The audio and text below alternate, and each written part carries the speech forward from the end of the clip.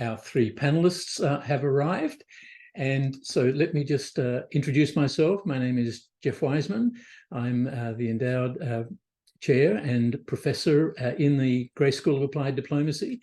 And I am new to Chicago, but I just want to say how delighted I am to be moderating and introducing our panelists this afternoon.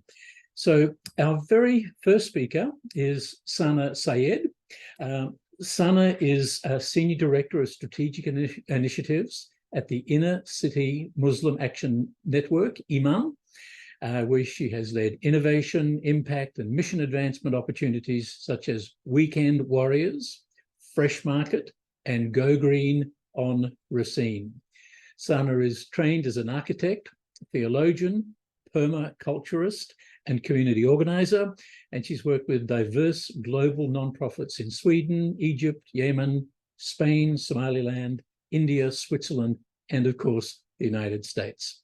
Sana is a graduate of the 2022 Civic Leadership Academy at the University of Chicago's Harris School of Public Policy and is a recipient of the Extraordinary Service in Leadership Award by the Chicago Theological Seminary. Sana is born in Mumbai and has lived in Chicago since 2008. She is a former practitioner in residence at the Gray School, very well known to us, and a dear friend. Sana, welcome. We very much look forward to what you have to say. The floor, as they say, or the electronic floor is yours. You are still on mute, Sana. Thank you so much. Thank you so much, Jeffrey. It's so nice to see you again, and it's nice to be among friends. Jeffrey already introduced me, so I'll just say that a little bit about the organization that I work for. That's the Inner City Muslim Action Network. We are a community organization that fosters health, wellness, and healing in the inner cities by organizing for social change, cultivating the arts, and operating a holistic health center. We have a presence in Chicago on the south side, and we also have a presence in Atlanta on the west end. IMAN was incorporated as a nonprofit in 1997 through the drive of people who were directly affected by and deeply invested in social issues that were affecting communities of color living on, like I said, in the inner cities. Since that time, IMAN has steadily grown, and we are now we celebrated our 25th year anniversary last year. The organization models an integrative approach that employs holistic interventions to address a spectrum of structural and systemic injustices, incorporating primary and behavioral health, artistic expression, leadership development, organizing and advocacy, housing, job training, and more recently, community and neighborhood and economic development in order to substantially increase the quality of life for people in marginalized communities. My role at the Inner City Muslim Action Network, as Jeffrey mentioned, is to lead our innovation, high impact, and mission advancement opportunities. One of the projects that I led was called Weekend Warriors. It was a project that was an expansion of our Green Reentry program, which was a job training program that we offered from Mondays through Thursdays. But we noticed that there was an increase and a spike in violence that was happening over the weekends. And so we partnered with city colleges to create a program called Weekend Warriors that allowed people who were struggling with keeping themselves safe and out of harm's way to be able to gather college credits, a meaningful college trajectory, some skill sets, and potentially jobs while providing them wraparound services. So it was a very partnership-based and cross-sector kind of intervention.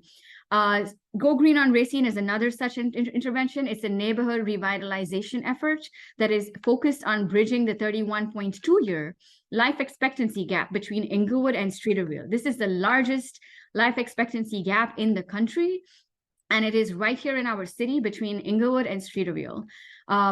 What it includes is the opening and running of a neighborhood grocery store called the Fresh Market, which is not only a place to access healthy food at an affordable at affordable prices, but also a driver of health outcomes, a platform for local food entrepreneurs, and a cultural hub. And then it also includes the repurposing of a closed Chicago public school. 6 schools were closed in Inglewood in 2013, and the Granville T. Woods Academy was one of them.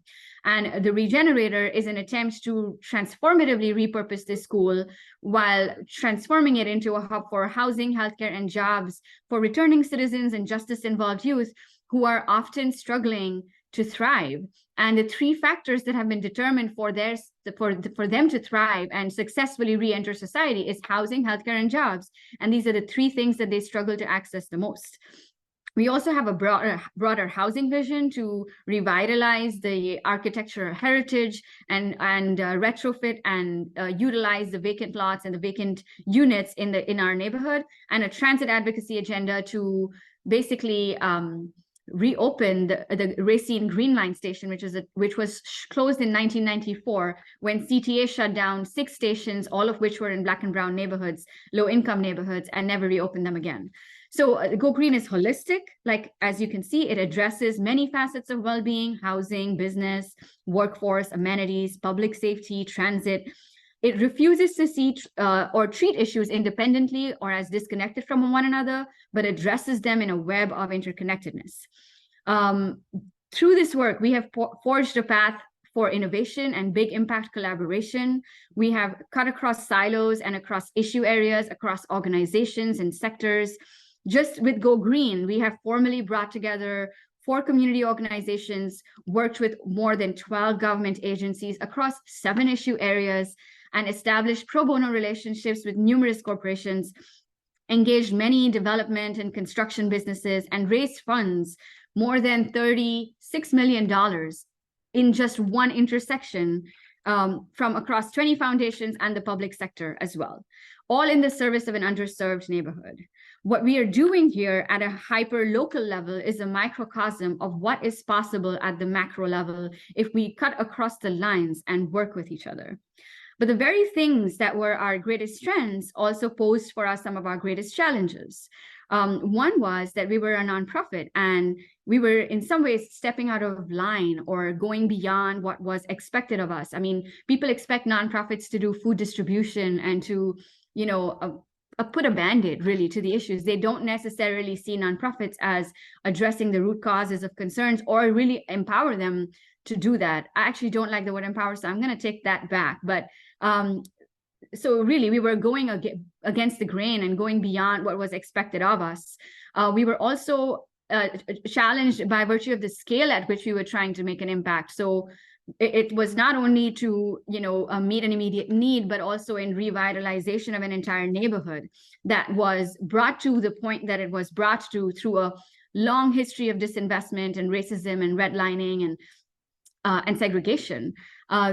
A lot of what we were doing was actually uncharted territory. So when we wanted to launch a grocery store, there weren't many nonprofit models of grocery stores. When we wanted to repurpose a school, there weren't many case studies for us to look at of successful repurposing projects for schools. So a lot of this was about sort of forging a path and doing things that were not done as much before. But we had to do that by what we call building power. And I think one of the best ways, the best descriptions of building power that I have heard is from his friend and mentor, Susana Vasquez, who says it's really about organizing data, organizing people, and organizing money. And those were the exact 3 things we had to do. We already knew the struggles on the ground, and we knew the challenges very closely, but we had to organize the data around it. And depending on whom we were talking to, present the data, cut at the issue from the perspective that would speak to that person. And it would speak to their self-interest, right? And we had to organize people, not only the people in the community, but organize the city and organize different, sectors and organize philanthropy to really invest in the vision. And we also had to organize money. The other challenge is that when in doing this, we had to do things that we had never done before. We had never created business plans before. We never had to build, detailed, elaborate financial models before. So it was also about building our own capacity. And while we had done some development work, we hadn't done development to this scale. So it necessitated that we also build our own capacity. And then, the one thing that we most frequently encountered and experienced was just sheer disbelief. Everyone appreciated the audacity of our vision, and everyone complimented our passion. But I think more people than will admit today questioned our ability. The question was always, you're very passionate, but are you actually, and the thing that wasn't often stated but was there was, are you capable? Can you actually do this? Or are you being too bold? But it was the very boldness of our vision that led to our success. We refused to be satisfied with a little. We refused to be satisfied with just distributing meal boxes to our residents. We refused to stay in line. We refused to let what we had yet to learn hold us back. We refused to let the world falling apart as it did during the pandemic stop us from dreaming about where our community should be 5, 10, and 15 years from now. Organizers will often talk about the world as it is and the world as it could be. And there's a tremendous amount of disparity between the two. And the intensity of that disparity is not the same for everyone. We can numb ourselves to that inequity, or we can lean into it and live into that tension. So our work is very local, but it holds resonance for people around the country and around the world because of how we respond to that tension, how we organize ordinary people who, when organized, become people with power. We don't wait for policies, we create them. We don't wait for investment, we bring them.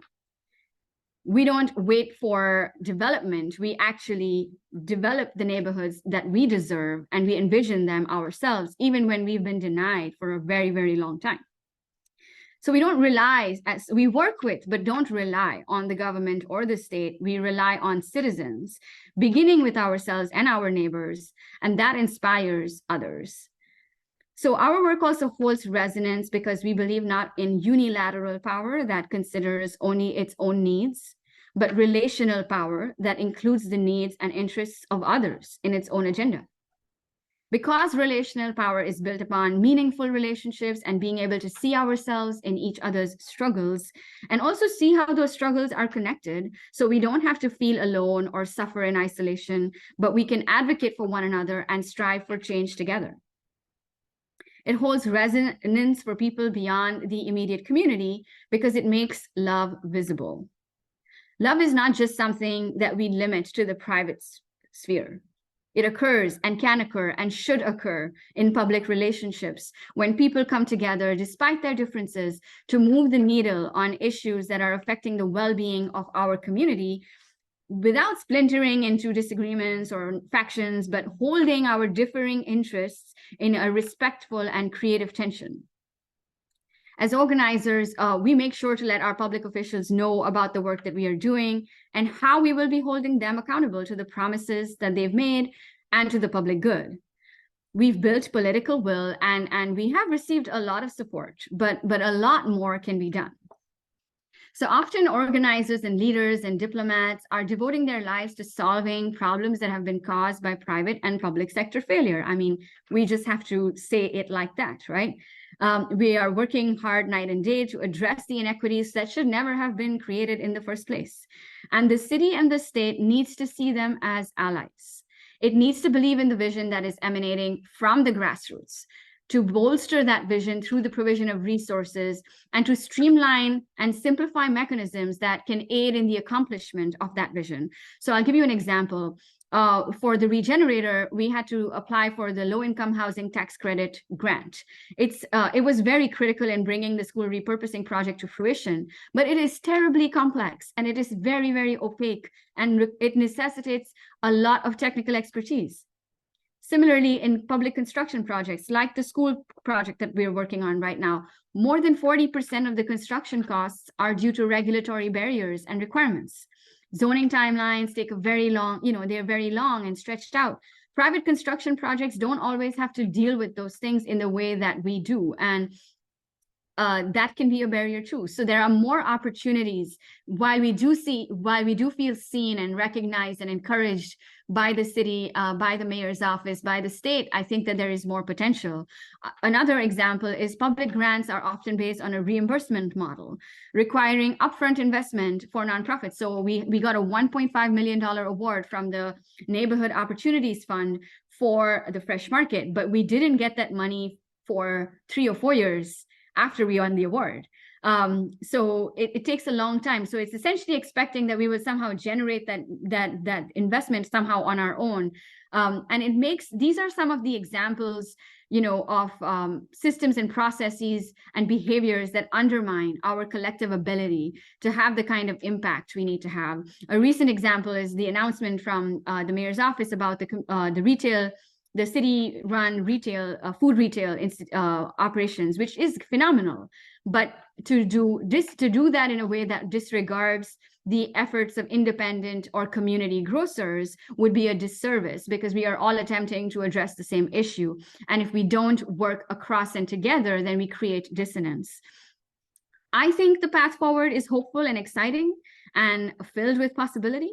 If I have learned anything again and again through this work, is that people are basically good and want to make a positive difference. So it is really up to us to build the platforms and the vehicles and the portals of entry for everyone to walk through and participate. And in so doing, I think we may lean in on the lived expertise and wisdom of urban and city diplomatic scholars and practitioners. Thank you, Jeff. Thank you so much, Sana. That your talk really does add such a challenging but also inspiring perspective on the city of Chicago, a city to which I am new. But what you also comment on in so many ways is how we think about relationships in general and diplomacy at the city level. So thank you so much for that, Sana. And we are going to move on to our second speaker. Before we do that, I just wanted to mention to the audience that if you have a question that you'd like to address to any or all of our three panelists, if you could just go to the Q&A portal at the bottom of your screen, and you can write your question in there. And once we've heard from the three speakers, I'll direct your questions to the speakers, however they have been presented. So thank you again, Sana. And our next, Sana, I do understand that you need to leave a little bit earlier. I won't disclose that you need to go to a class, which is a very legitimate reason. But whenever you can, we'll try and get any questions that come to you, a little bit out of sequence, if that's all right with you. So our next speaker is Dan Kotowski. Dan is president and CEO of Kids Above All, which is a nonprofit dedicated to building better lives for children and families so they can reach their full potential. Dan spent much of his early career in the social impact sector, including serving as the executive director of the Illinois Council Against Handgun Violence, an organization dedicated to reducing death and injury caused by gun violence. Dan served for 9 years as a state senator, championing laws to improve the health and safety of children, to increase economic opportunities for families, and to reform the way government invests taxpayer dollars. In 2015, Dan returned to his nonprofit roots as president and CEO of Kids Above All. Dan received undergraduate and graduate degrees from the University of Illinois and DePaul University, and he is currently a very welcome and distinguished member of the Grace School External Advisory Board. Dan, thanks so much. If you could talk for around about 15 minutes, that would be superb. Thank you, Dan. Floor is yours. Sure. Thank you so much, Professor. And thank you, everyone, for the opportunity to present before you today. It is great to follow Sana in all of her terrific work. I kind of want to build on what she was talking about, because I think this should be really a conversation. But just to kind of restate, in some ways, Kids Above All, the organization that I work for, we seek to build better lives, work with people who've been impacted by poverty and violence and injustice and racism so that they can build better lives, to work together with them. And we do that in three main areas: early childhood development, safe supportive housing, and trauma-informed counseling. And our areas that we impact are in Chicago and Cook County, Lake County, Kane County, and DuPage County. And we impact about 4,019 children and families every year, to be exact. And one of the things I wanted to talk about is there's one of our greatest challenges is building on what Sana talks about is a perception challenge about the social impact sector. I think and whether or not the people who want to be able to receive services, whether or not they're deserving of those services, and whether or not they have the agency, and whether or not they have the capabilities, and to be able to, as we talk about, realize their full potential in life. And as we found, they have, and they're willing, and they're just looking for a partner and people who believe in them. And will provide support to them as human beings. So we have seen a significant amount of people, close to 800, who've been able to each year, children be kindergarten ready. These are kids who are impoverished, who are now kindergarten ready. This is part of a program that's helped 20 million children in the United States to get out of poverty. We also have a program that we have several hundred children who are homeless now in safe supportive housing. And then we have several hundred children and families who receive counseling each year in a kind of counseling that we provide that helps provide an alternative way of counseling, not just talk therapy, or as in many ways right now that in treatment, psychiatric treatment, it's a lot medication focused, and not that that doesn't have a place, but we provide alternative ways of helping people to heal and release trauma that has been stored within them through exercise, creative writing, drama, adventure-related therapy, and the like.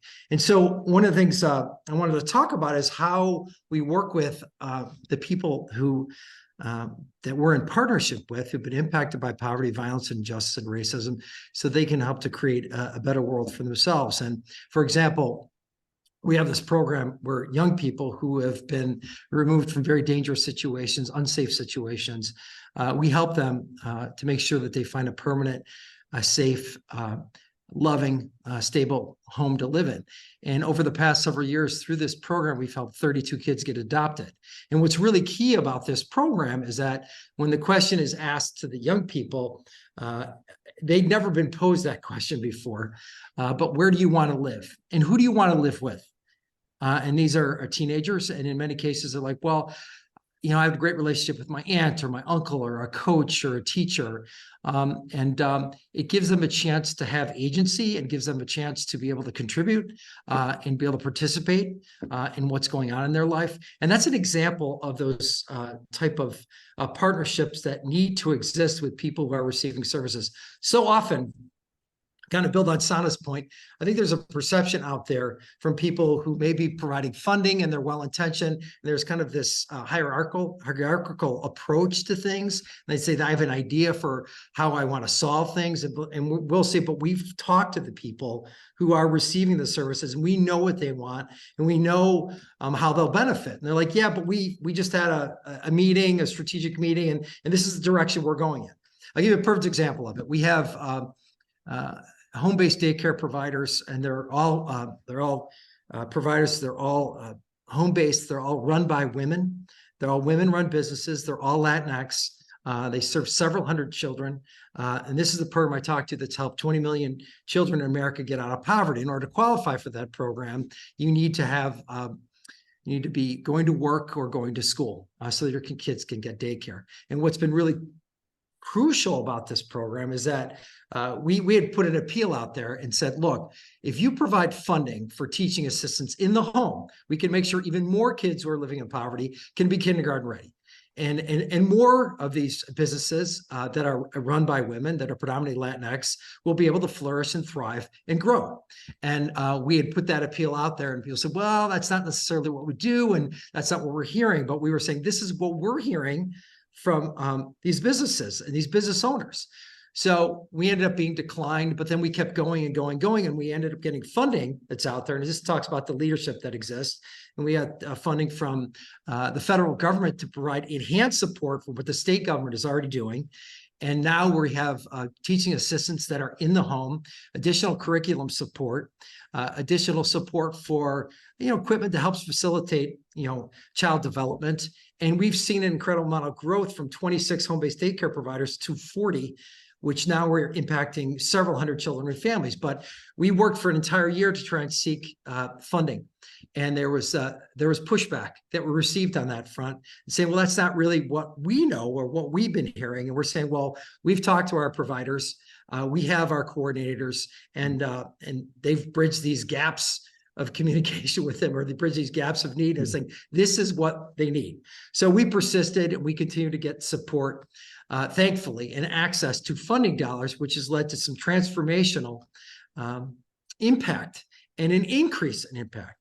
And one of the areas I wanted to talk about is related to that, because I think success comes from partnerships in the nonprofit sector, in the social impact sector, in the private sector, in the funding sector, the corporate sector. And what we've seen is when we're developing a program, is the greatest amount of, transformational impact comes when nonprofits sit down and say, I'm doing this and I'm doing this. How can we partner together? And how can we make the appeal together as organizations that are seeking to improve lives in partnership with the people receiving services?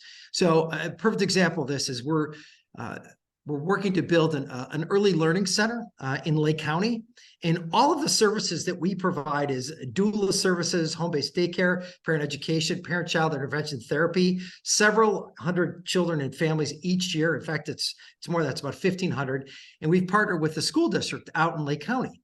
And what's really key about these partnerships is it's us as a nonprofit, it's a school district, it's a public sector organization, and we received a grant, which is a significant grant, to help build this early learning center. Plus, there are foundations involved. And the only way, in my opinion, that you're going to achieve significant societal systemic impact for those who've been impacted by poverty, violence, and injustice is for people to come together and to create these kind of spaces where people can sit down and say, look, I can do this, you can do this, you can do this over here, and we can leverage our resources and our strengths to advocate.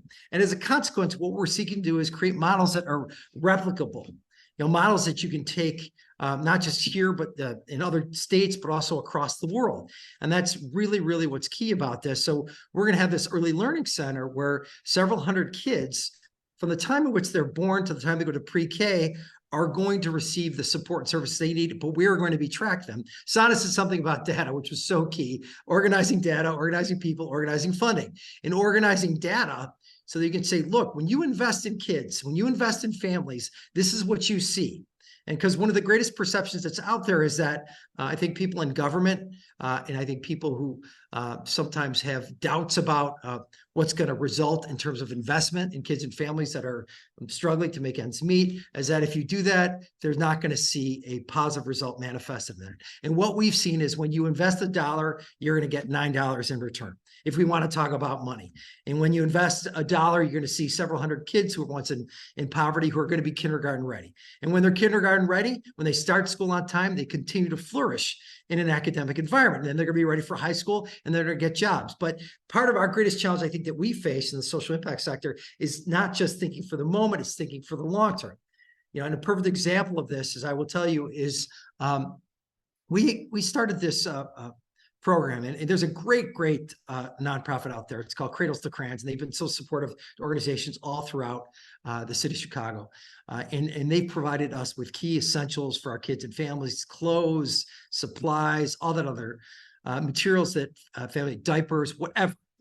What we did is we created our own version of what Cradles to Crayons was doing. We opened up a warehouse, and the reason why is because the need is so great. But what did Cradles to Crayons do? It's like, look, we'll provide you the shelves. They didn't say, oh my God, you're competing in our space. They said, we'll create you the shelves and we'll provide you more. We'll continue to provide you with essential material and essential supplies. And so you can address the fundamental needs of your kids and families that you're working with. Well, guess what happened? In a few short months, we've expanded our reach by over 1,000 children and families. In the migrant situation that's happened in the city of Chicago, There are migrants that are in desperate need of diapers, desperate need of products related to hygiene, desperate need of books, books that are written in English and Spanish, desperate need of shoes, desperate need of sports equipment, whatever. So we've been providing that type of material because that need continues to increase. And these sort of partnerships that we've seen happen. So in order for that Better Life Distribution Center to open, in order for that to make sure that that was going to occur, we partnered with the state of Illinois. We got a grant from our local senator, Senator Laura Murphy. And then we partnered with churches, community groups, corporations who are coming in on a regular basis. And we made sure 1,400 children were able to have diapers during our diaper drive. We made sure that 1,400 kids were able to have backpacks during our back to school backpack drive. And coming up to holidays, at least 1,400 children are going to get what they need for the holidays. That's just one example. But I think one of the greatest challenges I think that we face in urban diplomacy is this perception that I talked about, perception about nonprofits, perception about what we do and how we can do it, and perception about the people who we're working in partnership with to receive the services, and in making sure that we recognize that our leaders, and I'm going to sort of finish with this to talk about how our leaders recognize that, I think when you can have conversations about investing in the markets, what's your return on investment? I talked about this before, but investing in people takes time. I'm a father of 2 children. One's 23 and one's 20. They still need my regular support and regular engagement. And I think sometimes we look at investment in communities disproportionately impacted by poverty, crime, and violence, injustice, racism, and we think it's going to be solved in a year. This is going to take time. It's going to take time, and it's going to take leadership, and it's going to take a commitment that we refuse to take our foot off the gas. But as a consequence of the leadership, and we've seen at the federal level, our partnership that we've seen with Senator Durbin and Senator Duckworth, a partnership with Cook County Board President Tony Preckwinkle, and I've really been pleased to see the partnership that we've been developing the social impact sector with Mayor Johnson about what his commitment is investing in the human services and to make sure that it is not just something that happens or you make a decision or you make an announcement on one day and say, here's what's going to happen in this 1 year. It is a multi-year investment in order to see this fundamental change. That was always my difficulty when I was in the Senate, because people, I think they had a myopic view of when it comes to human services. In order for human service engagement, in order for human service change to occur, it needs to be a multi-year, multi-pronged investment, and it needs to be sizable. Because if we don't do it, the amount that it costs to the rest of our country, the rest of the world, is so seismic you can't even measure it. Right? But you can measure it in certain ways that make it easy to prey on people's fears. You can measure it on poverty. You can measure it in homelessness. You can measure it in people who are incarcerated. So the issue is for us right now is how do we work together as diplomats and work in partnership so we can seek to solve these challenges before us, but to have the type of seismic impact that people can't ignore and that they are motivated to support, not just over 1 year, but over the long term. So those are the things I wanted to highlight. I wanted to highlight who we are, what are our challenges that we face, but also these partnerships, what they've resulted in, and what we need essentially from our leaders to do. Because I think we have leaders who share this concern about what needs to happen in our communities in order for them to be better. But I think what we need to see from our leaders is to recognize that this obviously is not going to change overnight. That needs to be a commitment where you do, when you seek to eliminate poverty and reduce violence to a place where it is, where people are safe and secure and free, that if somebody makes an announcement, they just don't make it a 1 year budget. They say, here's what we're going to invest over 10 years. Here's what we're going to invest over 20 years. And that's when we're going to see the type of change that we need to see. And that's how we can co-create this world with the people that we work with on a regular basis. Thank you very much. Thank you, Dan. I see there, the wisdom of a trans-professional career. So I often encourage my students to think about a career in politics. And I think you have reinforced the wisdom of that. But yes, go into politics, but also think about coming back out and combining the two experiences, if you like, in a trans-professional and what I would call diplomatic career. So thanks so much for reminding us about the importance of partnerships, investing, time, and leadership. All these things are extremely important. Thanks so much, Dan. Thank you. Our next speaker is, our final speaker for the panel today is Mayumi Grigsby.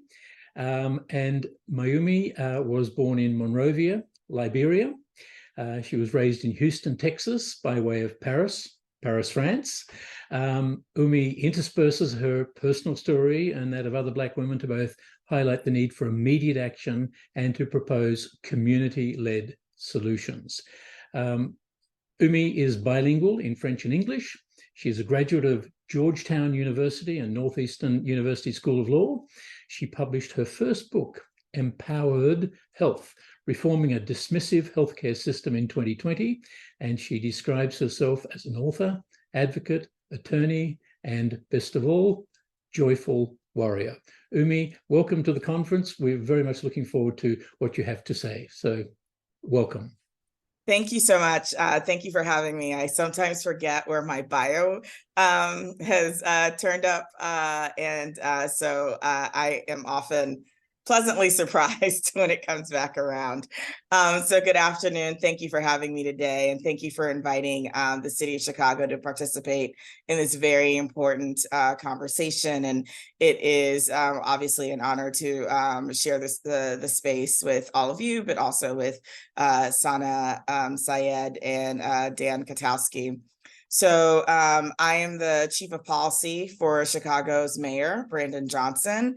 I am the first Black woman to serve in this role, but I'm also the daughter of a diplomat and a native Liberian. As you mentioned, my parents and my family left Liberia due to a civil war.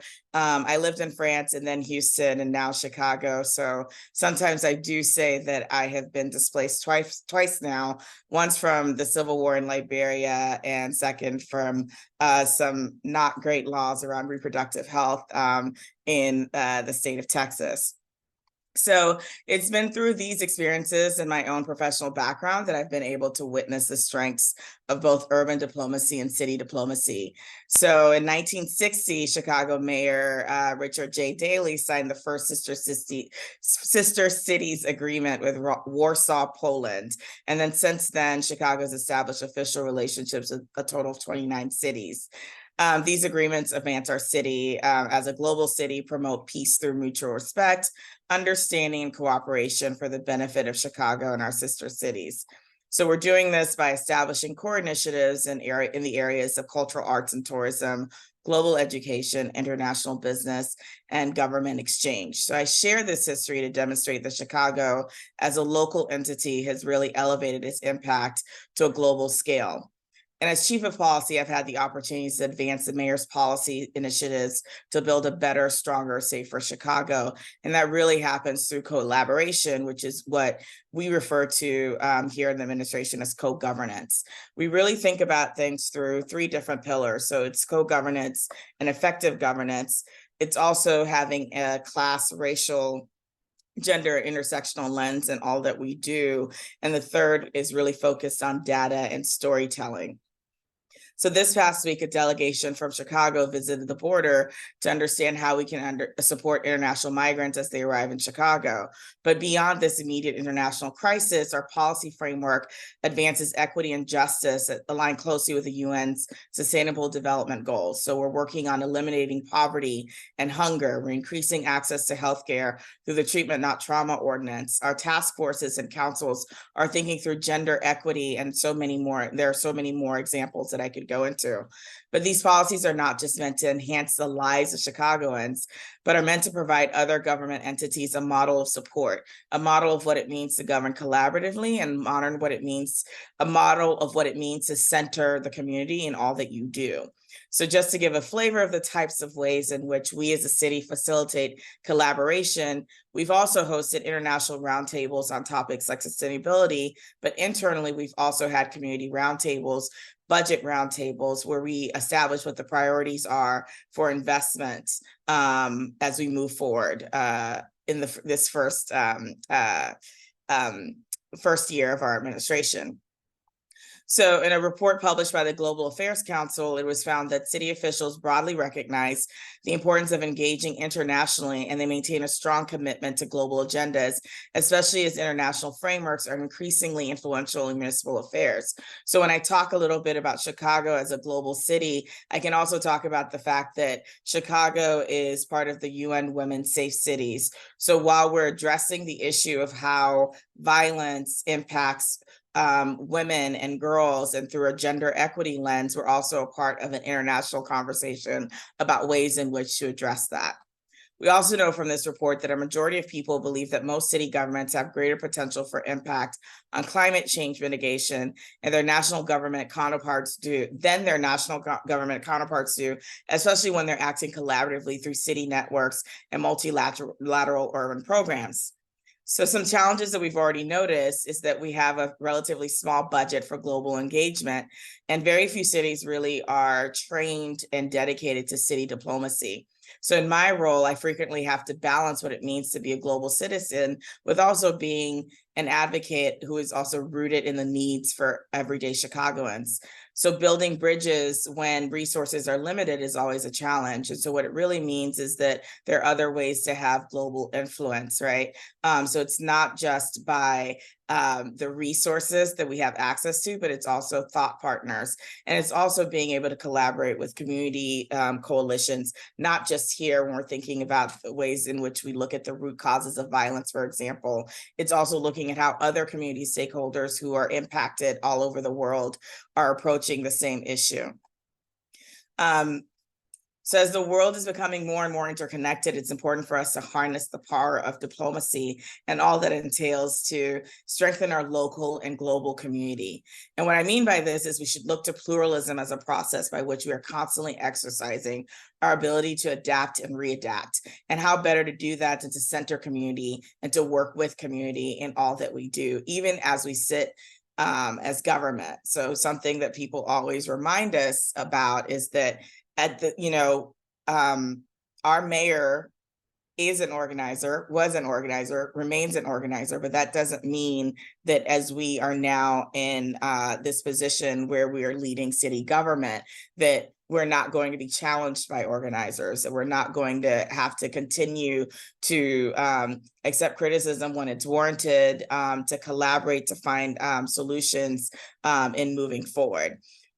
So in the spirit of pluralism, building and nurturing national and international networks is critical to our work. So at the city, organizations like World Business Chicago, Chicago Council on Global Affairs, and others are contributing significantly to bringing together thought leaders to partner together to increase knowledge and engage in global affairs.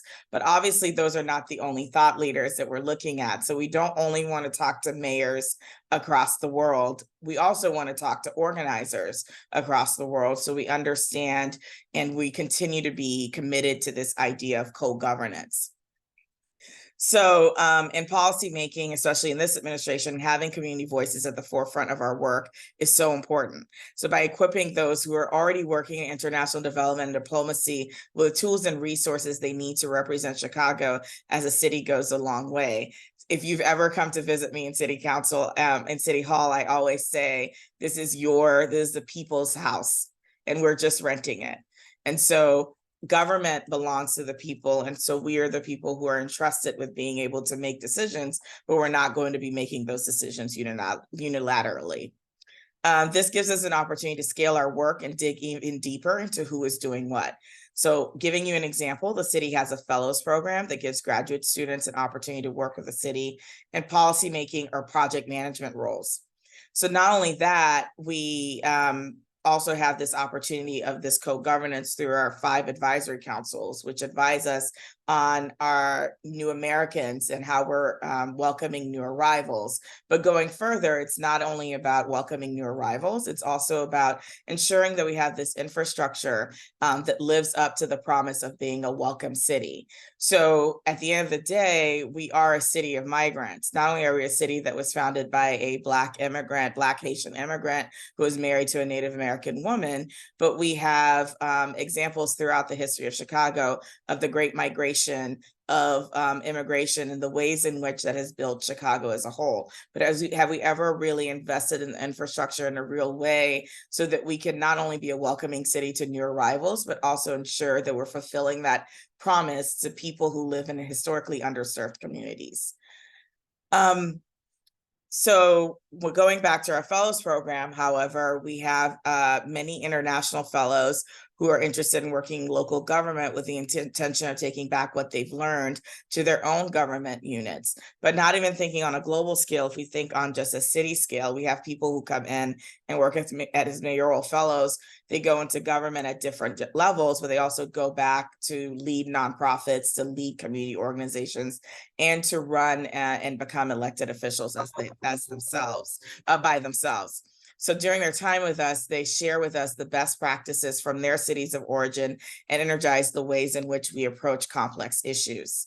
So I hope this has given you an overview of the ways in which local government, and specifically the policy team here that I lead, can act as a global office in furthering urban diplomacy and city diplomacy, and really ensuring that Chicago remains a global city.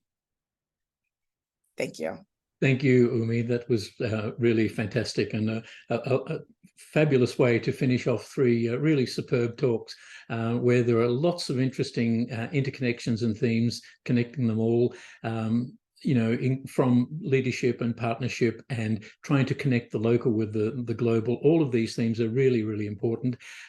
So let me just take advantage of the moment to ask Sana a question. And before I ask Sana's question that someone has sent me through the chat feature, if you do have a question, please just go down to the Q&A portal at the bottom of your screen, and you can direct your question to all three panelists or to any one panelist in particular.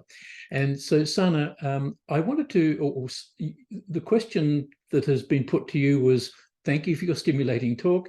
Do you have time in your work to think about diplomacy at the international level? And if so, is there anyone today whose work in diplomacy, even as a recognized diplomat, but however defined, that you especially admire? Now, that might be putting you a little bit on the spot, but nonetheless, that is the question. It's a two-part question. Do you have time to think about international diplomacy? And secondly, is there anyone out there at the political or even the diplomatic level that you especially are impressed by, that we can look to as some kind of exemplar or rough model, if you like? Okay, thank you, Jeffrey. I'm having a technical issue where I'm not able to exit this meeting. So can you all hear me okay? Yes. I'm on a phone now. All right. So yes, I actually, one of the things about my own background is that I've worked across the globe, and I've worked with numerous communities and engaged in their pains, but also their aspirations and their dreams. And I've always been the stranger. I've always been the outsider in those spaces. I still feel like an outsider, even though I kind of don't anymore, but still sometimes I'm treated as this useful stranger, in the city of Chicago. And so I do think about issues, and I do connect them. So, the issues between pastoralists and farmers in Africa, and the issues of farmer suicides in India, and the issues, one of those things I'm working extensively on is food, right? Food access, food sovereignty. And I look back to my own life in Mumbai and how the Indian food system is organized, because some of the challenges that we're facing with food insecurity in the United States is because of how we're approaching food systems. And so essentially the short answer to that is in a very rooted way. I won't say in a very theoretical, abstract way I think about international issues, but in a very rooted way by my own lived experience amongst numerous communities. I think about those issues and I connect them. And I think the work that I do now is informed by that, sometimes explicitly, but very often very implicitly and quietly in my heart. Is there a diplomat or a leader that I see doing that very effectively? I think I would like to, nothing comes to mind immediately, but I think I'd like to be that person. And I'd like to connect with people who are doing that. And I'm so amazed by you, Umi, that you've already written your own book. I think I need to meet with you for coffee. So I guess the answer here is that I think I need to carve out more time to create those relationships and, mentors who are actually doing that very effectively. But one thing that is so embedded in our work is that we don't see our struggles as disconnected. I just want to re-emphasize that, right? Because that is how we're meant to see our struggles. As long as we can see ourselves as the only ones who have this issue and we are the only ones who are suffering, we will remain there. That guarantees that we will remain there. So for us to be able to really organize, really build power, we have to not do that. We have to resist the urge to think of ourselves in echo chambers, in silos, and to think that we're the only ones, or to think that our struggles are not connected. So can a Black grandmother who endured the Great Migration relate to a new arrival, right? Can we see ourselves in each other's stories? And I think that is something we emphasize in our work, is like, how do we see ourselves in each other's stories, because our stories are connected in very real ways. Colonization, the enslavement of people. I mean, there is a lot of connection there, and it's really important for us to not isolate ourselves. Very good. Thanks so much, Sana. And again, Umi, if you wanted to think a little bit about it, I might come back to you and ask if you could tell us something about the book with that fabulous title that I mentioned before. In the meantime, I have a question for Dan. Dan, all three panelists actually have talked about, let's say, the positive or the creative tension between working locally, but at the same time needing to have some kind of national or even international perspective. So Dan, can you tell us how you would react, given your experience, given your background, to any proposal for Chicago to nominate itself to make a bid for a major international event like the Olympics or a World Expo, given how much it would cost? So I'm sure you've thought about this over the years, but I wondered if you could, sort of thinking about your political sort of background and now your grassroots background, how you would react to that based on an assumption that this event would bring great international kudos to the city of Chicago. But how would you respond to that challenge if it were, put to you now? Well, first of all, two things. I think what will be bringing Chicago even greater international kudos is the course it's focusing on right now to invest in its communities and to transform neighborhoods and to create opportunities where there haven't been any, and to focus on a more equitable, just approach to governing. I think Chicago, in many respects, has not received really favorable feedback from the rest of the country and the rest of the world. In some cases, it's been just, in many cases unjust. But when you see the number of children who've been impacted, and particularly from Black and Brown communities, has been disproportionately impacted by violence, and there's a real meaningful opportunity here to address the root causes of the violence. I mean, the city of Chicago doesn't make firearms. City of Chicago doesn't sell firearms. There are people who've been profiting off the death of our kids for too long, and these are manufacturers who make exceedingly dangerous firearms in other states and other countries. And the city of Chicago has a unique opportunity to be able to confront not just the root causes of ready access to very dangerous weapons, but also, okay, we're going to really have a conversation about this violence prevention economy. There is an economy out there that says when you invest and you create these opportunities and you give people a chance to work in social impact work, for example. We have people at Kids Above All who were formerly youth in care who have jobs there, and they're now serving as case managers and now helping other people to have better lives. But it's recognizing the agency and the strength and the resiliency of people who are exceedingly smart and capable and giving them the same opportunities as people who live in neighborhoods that have an abundance of resources. So I just think that we have to stop thinking about that and having that conversation, like, what's going to change Chicago's perception is bring a worldwide event to City of Chicago. City of Chicago is a gem. You go in there, and when it comes to tourism, you go on the weekend, people want to go to Chicago. But what people want to see from Chicago is that children and families who live in Chicago, they're safe, secure, and they're free, and they're able to get access. As Sana had pointed out, all the schools have been closed down. And as I know, Mayumi is aware of all the mental health clinics that have been shut down, that there's access to the support systems. I mean, there's a fundamental difference of resource that occurs in areas that have so much funding, right? And so I think we see this redirection and this investment, and you're going to see the City of Chicago not just be recognized for being a great big city, but being a kind of big city that it addressed its challenges, and it made a fundamental difference in people's lives. And that's what we're seeing. I mean, we've received funding in order to do that work, in order to work with and to treat people more humanely who are receiving counseling support and services, and not treat them as things or as objects, and say, well, look, we tried this. Try this for 6 months, it's not working. Yeah, that's a bunch of hooey. There's an opportunity here to seismically change what's going on. I would say that, and I would also, just building on what Sana had talked about. Sana talked about, being her own example, her own diplomat. I think people keep looking for other people. I don't see that in the social impact space. I think people realize that they can be their own example of what it means to be a leader.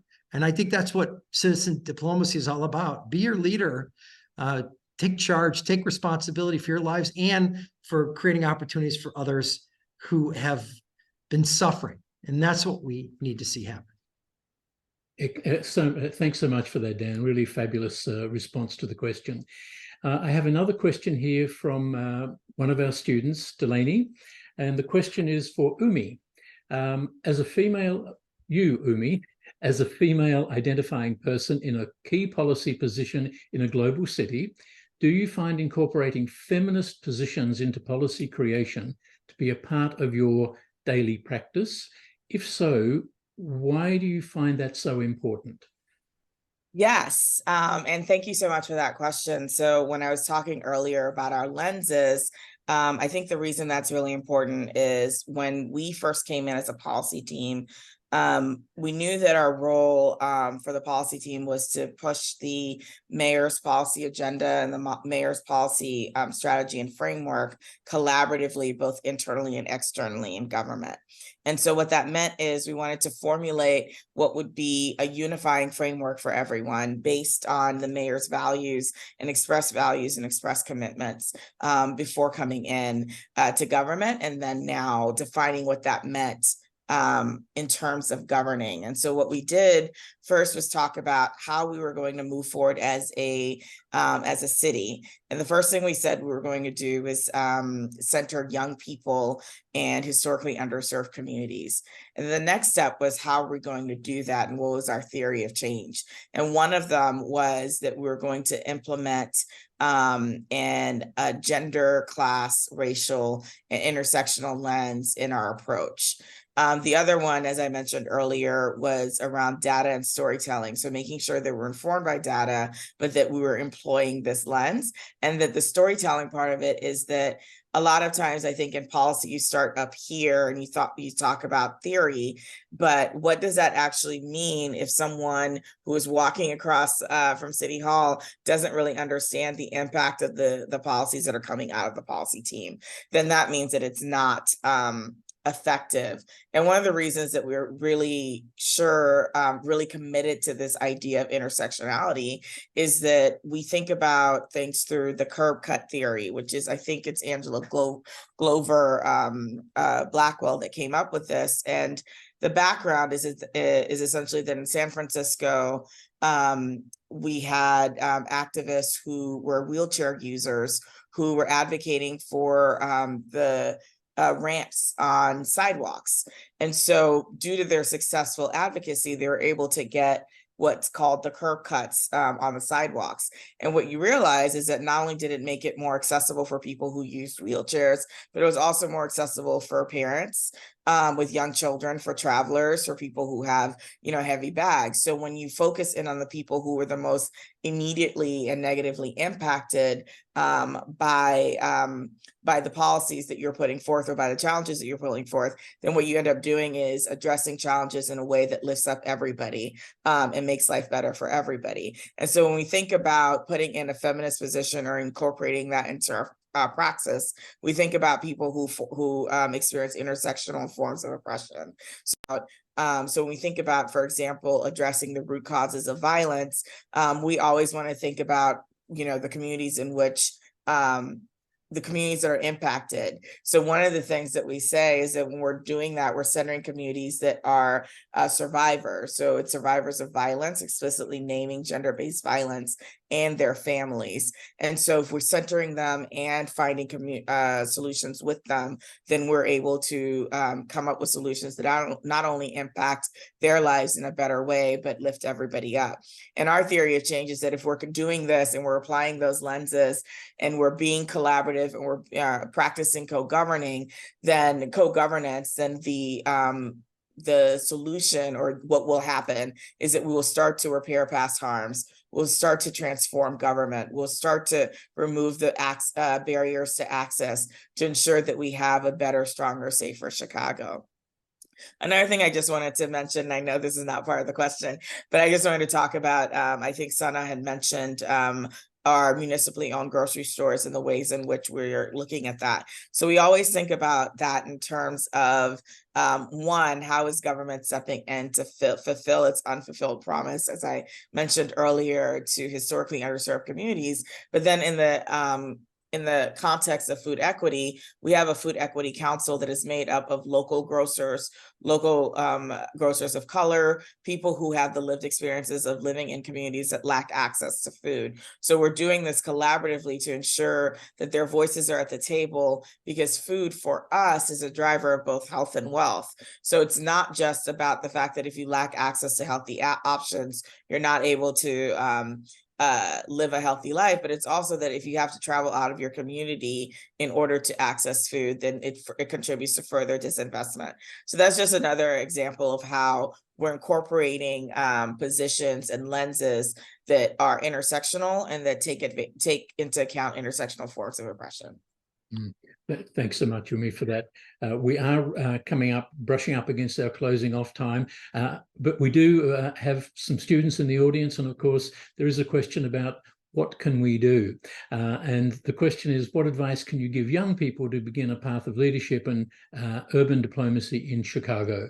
So Dan, I wondered if I could ask you to respond to that, if you could offer a little bit of career wisdom, and Umi, if you could do that as well right after. And if Sana is still with us, we could hear from her. Dan, would you like to just tell us what you would suggest?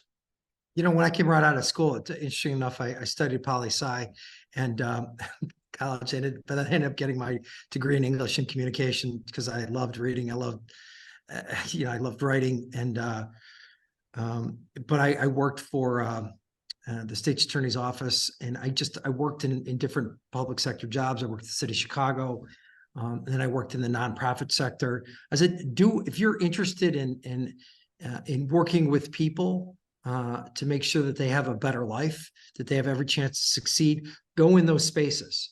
You can go in the public sector, and that's great. You have a wonderful experience. It's an incredible university. I also think a fantastic university, work in the social impact space and nonprofits. Just find the people doing the work. Additionally, I found a great deal I learned a lot by knocking on doors and asking people a fundamental question: what do you care most about?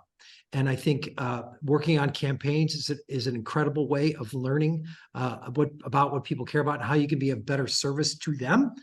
So I think not just working in the public sector, working on political campaigns, working in the social impact sector, and serving on boards of directors in a voluntary capacity, an auxiliary board or governance board. There are so many opportunities in the city of Chicago to be involved and engaged. So that's what I would say. Look at it, find out what your space is, figure out what your time is, but there is no excuse to not get involved. There's no excuse. And so just figure it out, incorporate it into your life, and make sure it happens. We have we impact 4,000 children and families. I'm still on 5 different boards. One regarding gun violence prevention, the Grace School of Diplomacy here.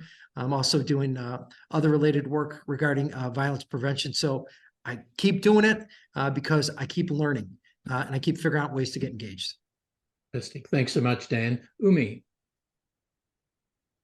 Yeah, I mean, first of all, I mentioned earlier when I during my talk that we have a mayoral fellows program. So my my personal and my professional advice would be to look at those fellowships, look at those government programs, whether it's a clerkship, whether it's a internship, whether it's a fellows program, so that you can really see how government works, whether it's at the city, whether it's at a sister agency, or even in an elected official's office, because that way you're able to really tap in to how government works, the relationships that you need to have, the processes, the policies. And I think that's really invaluable for anywhere you want to go or however you want to settle in. I myself am a generalist, but I can only be a generalist because I understand different steps and how government works. Very nice. Thanks so much, Umi. Sana, I suspect you have. Oh, no, I am you're here. still there. I'm actually just making my way to the class, but I will respond to this question. So I would actually say that I think that there is a place for everyone. So I don't think that people need to work out of the nonprofit sector or the government in order to really create an impact. In the work that I've done with Go Green on Racine, that, like I said, the pro bono relationships that we've had with corporations were only possible because of the relationships that we had with people who were in those companies, and the amount of advocacy that I have seen them do on our behalf in order to really provide technical expertise, pro bono support, and sometimes in working in very selfless ways, working in the background without anybody even knowing that they're doing something. I was on another panel this morning and I met someone who had made something possible, and I had no idea that he had made that possible, and he was a partner at Kearney. So what I'm saying here is to say that wherever you are located, I think it's your intention and it is your commitment to creating impact that matters more, because you could very well be in the nonprofit sector and, not be as committed to the impact or not be as pure in your intention. So the intensity of your intention and the intensity of your commitment is going to have a greater impact than your particular location, because all locations can be utilized to create impact. That's one thing I will say. And I think, Umi, I was on that Food Equity Council, and I actually also worked with the governor's office on the Grocery Initiative Act in Illinois. But when the announcement came for us, I mean, we weren't part of that. So that's where we were taken a little by surprise. And I think these are all good learning opportunities for us, and the things we're doing really well, and also the things that we can still be doing better, because there's always something we can be doing better. But I loved having this conversation. I overstayed my initial commitment, so that just means that it was so exciting. Thank you so much, and have a good rest of your day. Thanks so much, Sana. Thanks to you, Dan, and thanks, Umi. 3 fabulous talks, so much to think about. Thank you so much, and I hope we can see you back again at some time in the near future.